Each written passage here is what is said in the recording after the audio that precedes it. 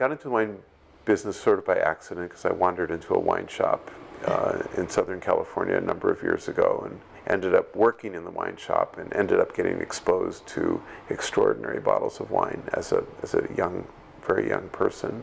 And then as much as I loved tasting wine, drinking wine, selling wine, talking about wine, I sort of had the intuition that maybe learning how to make wine would be a more fulfilling life. And it has, in fact. It's worked out really, really well. And then you asked about how I became the Rhone Ranger. Yes. Well, that happened again by accident, because when I was younger and I was a student at Davis, I was, and still to a certain extent remain, utterly obsessed with Pinot Noir.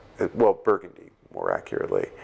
And this was kind of a childish obsession in a sense, because all I wanted to do was produce a great Burgundian style Pinot Noir in California. Why? Because it was a difficult thing to do, and Burgundy is so great, but it kind of misses the point, which is that Burgundy already exists, and what is truly the point of trying to copy it, replicate it in the new world?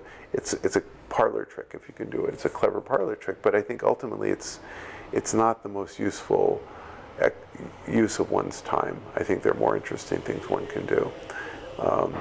So my efforts to make a great Pinot Noir were, luckily for me, thwarted at every turn. I failed.